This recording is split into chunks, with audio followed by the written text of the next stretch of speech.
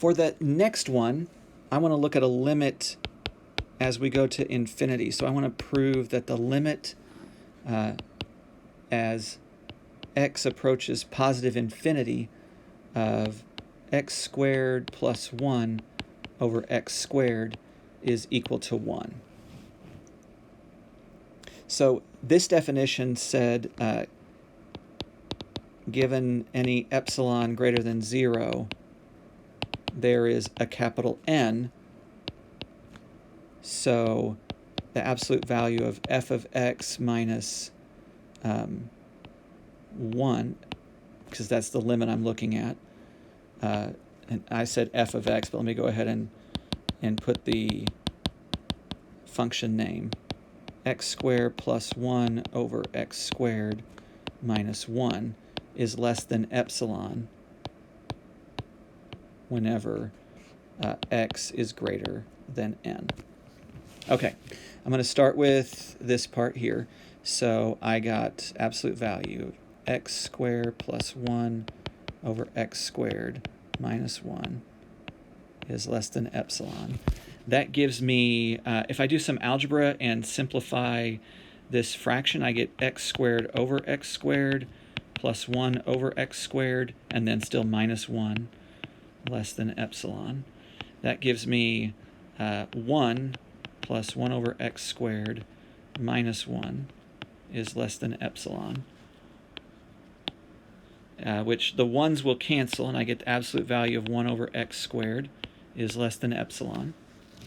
All right, 1 over x squared, 1 is a positive number, and x squared, as long as x is not 0, and we're looking for x's that are big.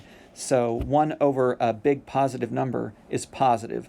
So the absolute value, 1 over x squared, I can just call that 1 over x squared is less than epsilon. And I'd like to get x by itself, and so I'm going to multiply both sides by x squared. So I get 1 is less than epsilon times x squared. Divide by epsilon, so x squared is greater than 1 over epsilon. And then I'm still trying to get x by itself, so I'll take the positive square root of 1 over epsilon is less than x, or rearranging that so x is at the beginning, the square root of 1 over epsilon. And technically that's the same as 1 over the square root of epsilon, because the square root of 1 is 1. This gives me, I'm going to say, so let n be this 1 over the square root of epsilon. So if somebody says, hey, I want an epsilon of 1, you can say, all right, I'm going to let n be 1 over the square root of 1, which is 1. Or if they say, I want to use a smaller epsilon of maybe 0.04, then you would use an n of 1 over the square root of 0.04, which I think is 0.2, and 1 over 0.2 is 5. So whenever x is bigger than 5, the distance between 1 and the y values is going to be less than 0.4. Or if they say, I want an epsilon of 0.0001, you say, I'm going to let n be 1 over the square root of 0.0001. I don't know what that is.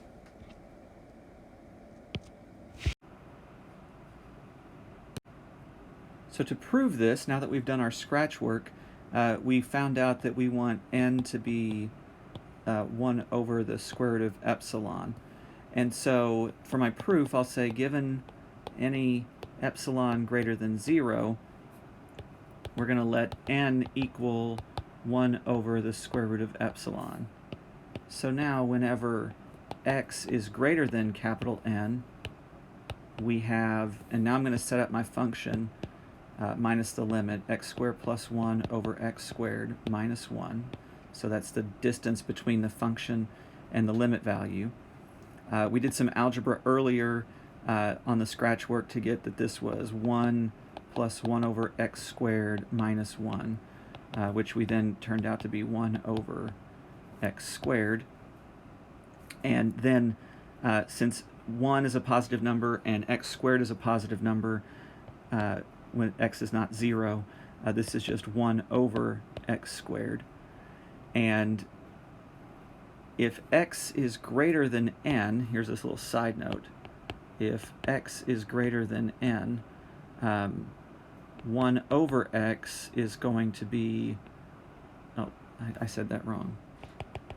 There we go.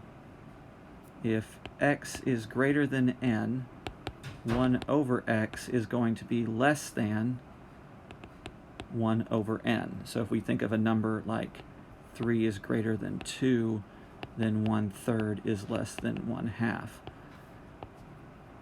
So here I get 1 over x squared, and that's the same as 1 over x times 1 over x. So that's going to be less than 1 over n times 1 over n. Okay, what's n? N was 1 over epsilon squared, so now I get 1 over, I'm sorry, not epsilon squared, square root of epsilon.